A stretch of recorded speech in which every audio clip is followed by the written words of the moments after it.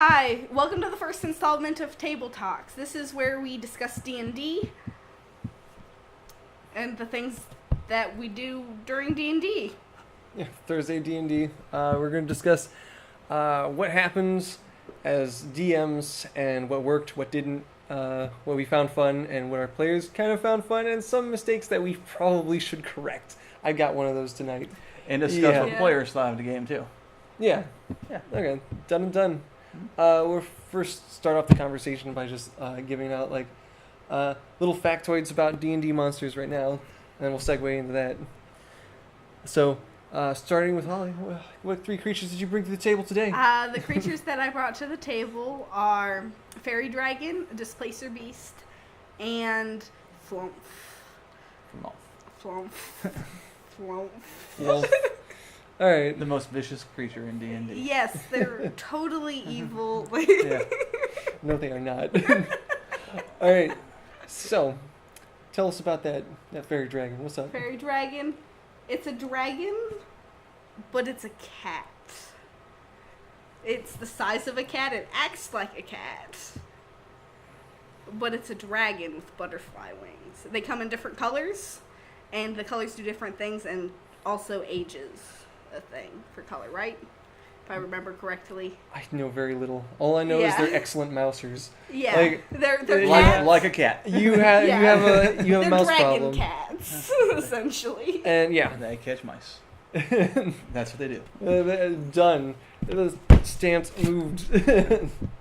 What else you got? The Displacer Beast, which is a... Let me remember. Black Panther.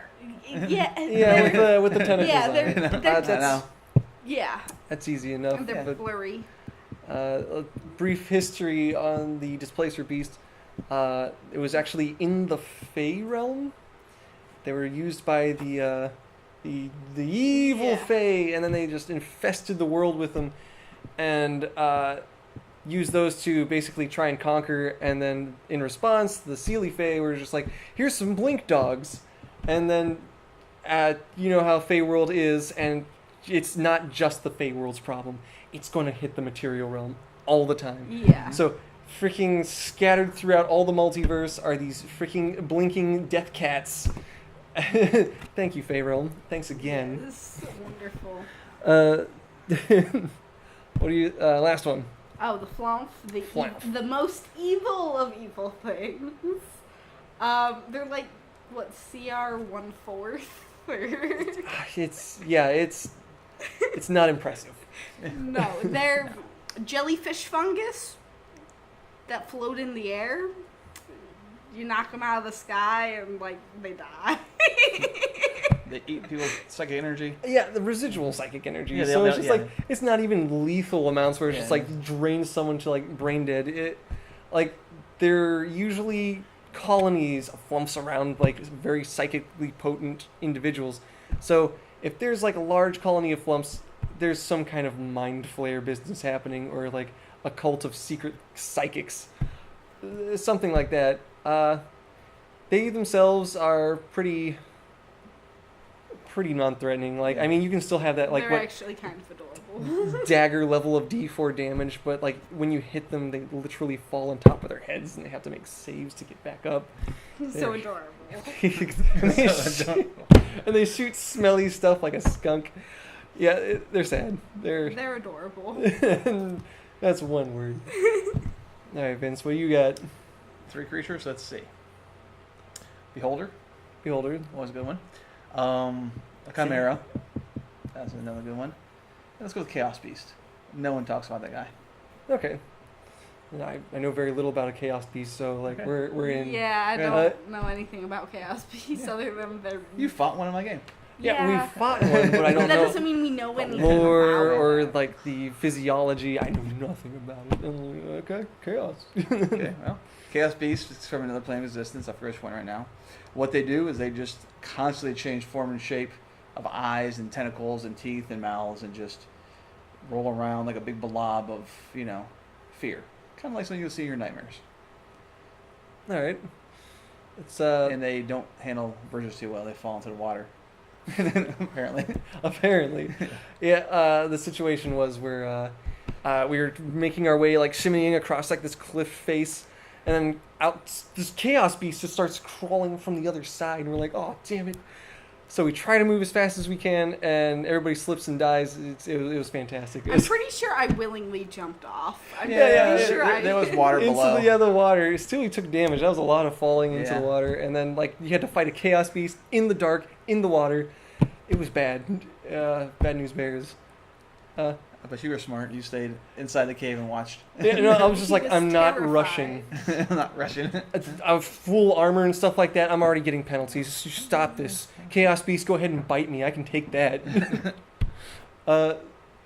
Next beast. Oh, well, Chimera. Chimera. You know, traditional. It's classic. Yeah. Yeah. Yep. Head of a lion, head of a goat, head of a dragon or serpent. You know, Yeah, just flies. crazy wizard experiments. Why 10th level spells no longer exist? It's because they're just like, dude, what if we just We need one more head. we need one more Go head. get a goat. You know? Yeah, go. What do we have? As they're just like looking around, and they just go into like the freaking stables. They're like, I have this. That'll work. A new species was born. All right, and then the beholder, the heavy hitter. Yeah. I mean, think about it. Giant eye, floats around, has eye stalks full of spells, lots of teeth. You know, Yeah, fun to be an antagonist. A little paranoid. You a know, little little a little paranoid. paranoid, a lot paranoid. You know, yeah. They're fun creatures to Very play. paranoid. Yeah, They that's, don't get used enough. effectively. They don't get used enough effectively because usually the beholder themselves have their own lair, their setup. Yeah. They'll never take on a combat that's not 100% in their favor, Yeah. and their lair does everything that is for them. Yeah. So you have like certain DMs that are just like, what would be a good challenge rating here? Like 3 beholders. And it's like, 1, they always work alone. Yeah. Mm-hmm. 2, the paranoia is off the charts right now. They would Which do is everything why in they their power to always flee. work alone. Yeah, it's Yeah. just like, okay, all right, but if it's a good fight, it's a good fight. Yeah. Especially with that anti-magic eye. Mm-hmm. It's just like, hey, caster, get wrecked, and it happened. So what do you have? I have the most horrifying beast imaginable. Freaking ropers. So, indistinguishable from a stalagmite or stalactite. They just throw out little tentacles and they drag you in. For 5th edition, the check is pretty high. So, a lot of your people that are in that level range, who aren't just like the beefiest dudes, will not make that strength save to break free. And the roper bites. It bites so damn hard. Mm-hmm. So all your friends are spending all their actions trying to cut the roper's tentacle off you, which is just sending out more, keeps throwing them. Mm-hmm. And then when it gets you there, it freaking chomps for like too much damage. CR5, sure, We I did one bet. of those, the stone. Yeah, Yeah, we F did. that thing. That's what ropers do, ambush predators. Next up is the most lethal creature I found in the book. That would be a freaking unicorn. CR5, right? And you're like, oh yeah, no, like any level 5 party's just gonna wreck this thing, just straight up murder it. Problem is, when you actually read up on its lore side, it is a protector of the forest, appointed there, most likely by a divine being. So, you have this unicorn, it does this weird unicorn call. Every enchanted creature in that forest is rushing to that unicorn's aid. So this CR5 fight became like a CR30, where you have like infinite pixies, squirrels, rabbits, everything piles down upon you, and you're just freaking swarmed by nothings. It's these freaking pathetic nothings. And then the unicorn just, F's off into the wind because F that. And somehow you managed to kill the unicorn. Wow, you did it. F you. Yeah, no. You are cursed by a god. A god appointed the unicorn to protect this place for a reason, and you just murdered it. You did not make divine friends that day. Yeah, you have a This is new enemy. this is the power of the unicorn. Last but not least are orcs. Your typical punch 'em up bad guys. Yeah. D&D lore-wise, it's kind of sad because they live in a constant threat of fear from their god, Grunch. And that's why they go out conquering, slaying, and all that other good stuff. They don't want their god to smite them the hardest, and he will. He's waiting for them to die.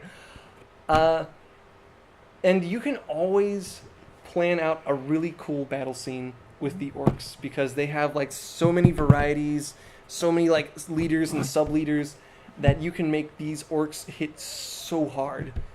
And being someone that comes from like a tabletop war game like Warhammer 40k, I get a lot of fun just like pairing groups of orcs with a war boss and stuff like that, and just letting it run for like advantage and stuff like that for every orc within 30 feet. You have to surround them with stupid numbers when they're at high levels. Good stuff. Good stuff. Those orcs. Yeah, orcs are good for like low-level characters. Or high-level characters. High-level characters have a whole orc army with a couple wizards and generals. Yeah, just sitting in there, just pumping up the orcs to the point where it's just like, dude, these orcs are critting like every other hit, and there's no end to him. Wizard's already out of his AoE spells. Oops. One time the ranger would be useful. And then if you're dead. Alright, so that's a 3 creature topic. Okay. I know what happened in my session. What happened in yours after we split off? Okay. Well, maybe we should tell them first wanna, how they were all talk together. about the How we're all versus- together and how we split off. No context. My bad. Okay. So basically, we have this dungeon that Caleb and I created because we have 2 games running in the same world. This dungeon is a castle that appears in the sky, and they go to it, and at like the end of an hour, the castle disappears and goes back to a demiplane. It's wonderful. So yeah, we had these 2 tables get together for effectively a raid on this like castle of the midnight moon, and so as time Is that waned, what it's called? Yeah, 100%. Cool. We had so much fun like building the castle. That's why like we clocked in 30 hours total like together combined. Yeah, combined, just like developing every room, every interaction had a purpose. It foreshadows something else in the castle, and like you can piece together its history, everything by just like taking little tidbits of everything. And anyway, so as time waned, one half of the group decided they were going to stick in the castle despite them fading and the castle fading away as well. And they got stuck in this chaotic nightmare world. Everybody else on the outside didn't. So what happened in the nightmare world? Okay, yeah, I was in charge of the nightmare realm. Basically, they were in the castle, and the castle was normal. When it first started, they opened this door that someone had spawned in, released the satyr. From a brain in a jar. Yeah, from a brain in a jar. Yeah. Released the satyr, and then they went to go into the ballroom. When they opened the ballroom doors, they were in a field, of wildflowers, just spanning as far as the eye could see. They ended up splitting off and going to a bunch of different biomes. Some of them went together. When they got together, they eventually ended up being pulled away from each other. They found that if they tried to damage someone, it wasn't necessary that they were going to damage the person that was intended. The damage could get deflected to someone else. It's always fun. And, if they died, they didn't actually die. They just reappeared in the field. Back at full HP. So they just were killing each other with no consequence. One guy, hopped into his bag of holding, which promptly turned into a centaur and then exploded. Well, he was inside the centaur. He was, while he was And inside then it the exploded. centaur, it exploded. And he had bubble gum flavored stuff all over Yeah. his body from center body parts. Yeah. Now, but to be fair, the reason that they stayed in the castle, well, my character did because he's like a greedy magic person, and that's his whole concept. He's like, magic. I want it. Psychedelic trip castle. So, yeah. What is happening at that table? Yeah. All So, right, well, yeah. And you know what though? Everybody followed. Centilius. Everybody that's like, oh, we're staying with you. I'm like, okay. Yeah. cool. That's Not everybody, but that's gotta be so much fun. It's Oh like my gosh. infinite it is creative freedom, and you're like, so let's fun. begin. No because consequence. it's so random what's happening. Because it's just like whatever pops into my mind. Because they were picking flowers in the field when they first walked in. The one Centilius pulled up, turned into a ribbon. Like as soon as he pulled it, and then he went to pull it, and it crumbled into dust. Oh no. Yeah. Ari had a handful of toothpicks from flowers, and then he threw them on the ground, and they turned into trees. At one point, I was laying like 6 inches of water. I did not get a soul stone. Are you sure? Okay. Unfortunately, I did not. I was like, damn, that's what I needed. Yeah. Ooh. Yeah. So it is a 1 month of downtime everybody outside the castle gets to wait for the moon to be right, for the castle to reappear. So they just spent stupid amounts of hero cash to invest in a business to make more money. So it became spreadsheets the game, and I am 100% down with that. Yeah, everyone Like- knows you love spreadsheets. No, well, it's just like there's, I don't know what it is. It's just like some weird fascination to just like adjust numbers, and you gamble on this amount for like, will I have a return investment or not? Let's find out. I can invest more and increase the probability. Just like number juggling is fun to me.